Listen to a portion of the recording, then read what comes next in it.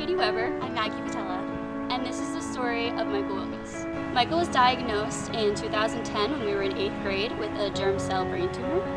And I would say the feeling I felt most was afraid, just because we didn't really know what was next. My feelings probably mostly shock.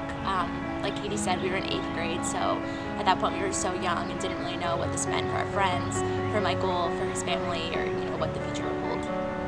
For me, the hardest part, yet also the easiest part about Mike's diagnosis and his whole entire battle with cancer was supporting him. Of course, it's so hard to watch someone you care about and love go through something as terrible as cancer, but at the same time, like, supporting my friend and someone who I loved and cared about, it's the easiest thing in the world, but of course it's like so hard to have to watch them go through that. I think really the best thing we could do is just be there for him, and it was really hard, not being able to see him in school, in the hallways, in the desks next to us.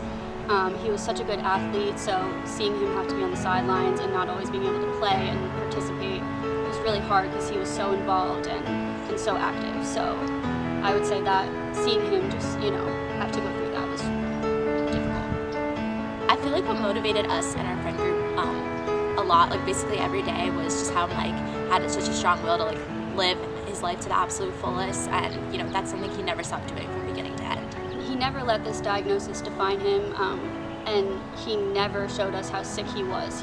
It never affected him that way.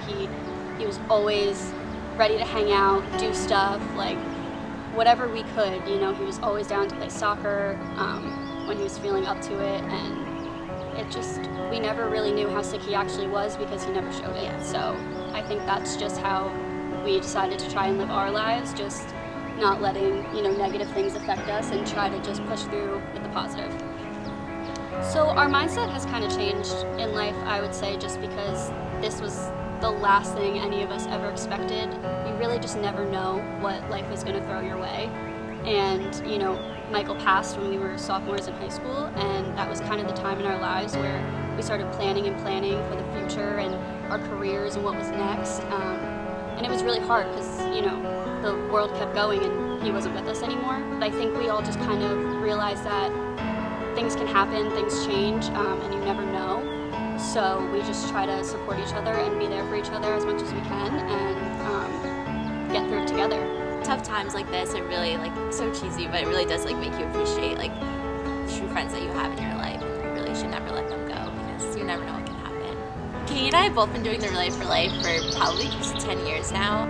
We started back when we were 6th graders as peer leaders at Hillside Avenue School, and after Mike's diagnosis, we started Wiggy's Walkers, obviously in honor of him, and we continued to do so after he passed away. And now that we're both in college, we both continue to participate.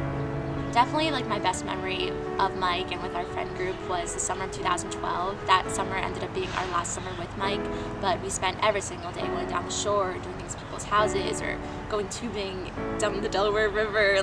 Every day, we actually did something every single day of the summer.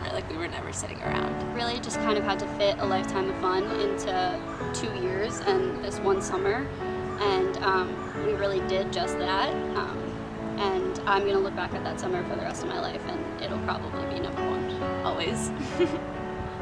So for Cranford's 2019 Relay for Life, I think, we're really excited to be able to see, the legacy that's still going on and how much this event means to people, and that we're able to kind of share Mike's story even 6 years later after his passing, because, he was such a big part of this event in Cranford just not long ago. So.